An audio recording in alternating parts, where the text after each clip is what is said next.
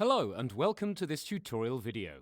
As a teaching assistant, you are going to be trying to help the student focus and progress with a given subject or topic area. However, getting from A to B in a subject isn't always straightforward. Generally, what studies have found is how much a student can learn is affected overall by how much they are willing to learn and what skills they have in learning itself. So really, school is about trying to give students skills that actually help them become more self-developing, self-motivated and self-encouraging. With those skills, they will be able to take responsibility for their learning for themselves and make better progress. I'm sure a lot of people who've gone through a range of different kinds of education will agree that you constantly have to upskill. Especially in the modern world, you need to be able to learn and adapt to new technologies. Not only do your students need to constantly upskill, but you will too. You will be learning language they use and technologies they may be used to, as well as learning new methods to help them learn, and all the while gaining new academic knowledge yourself. It will be a really exciting time.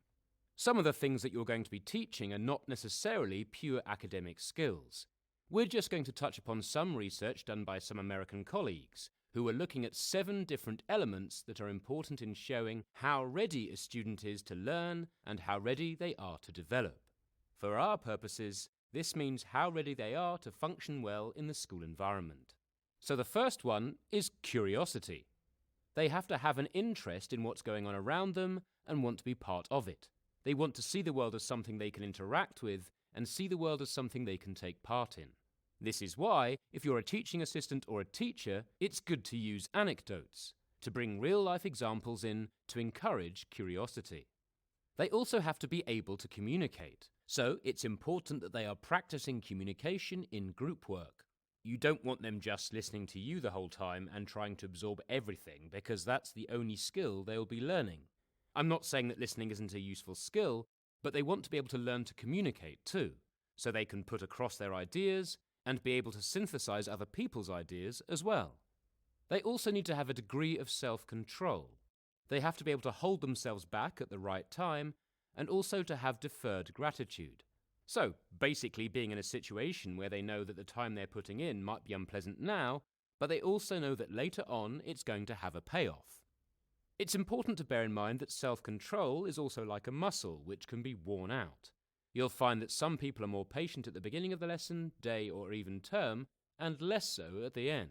They also need to have a certain amount of confidence, because with confidence they have the ability to say, well, I can try this, I can do this, I can give it a shot, and they're ready to take that risk.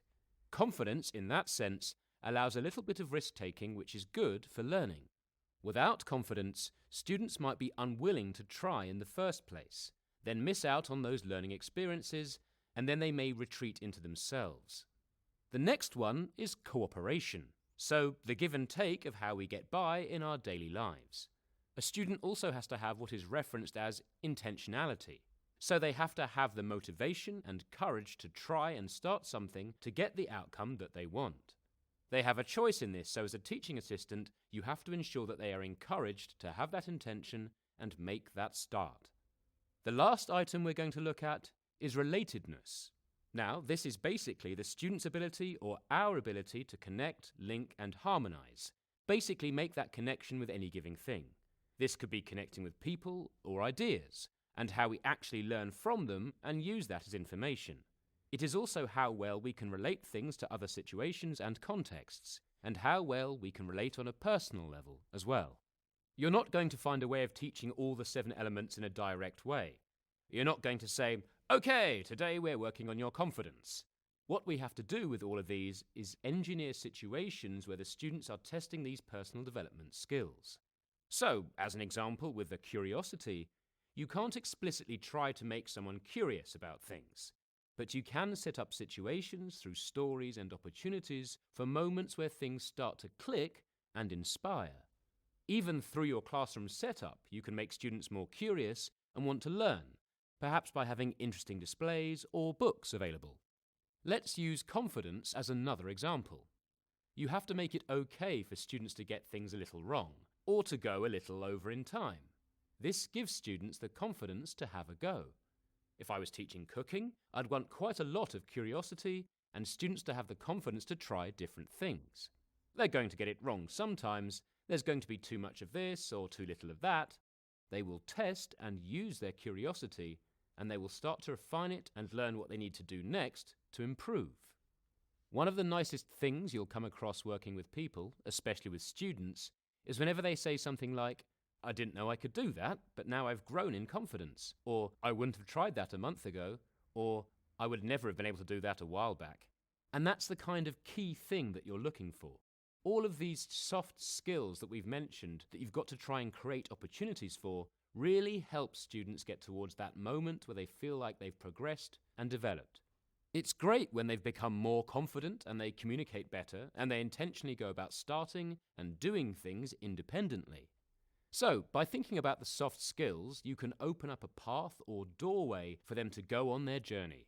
When you're setting up your lessons or you're working with a student one-to-one, put yourself in a situation where you try and think, okay, which of these avenues am I going to be asking these students to develop and draw upon today? Finally, try to think about ways in which you can offer all these in a range of sessions and lessons, making them part of your bigger picture. Thank you. I'll see you in the next video.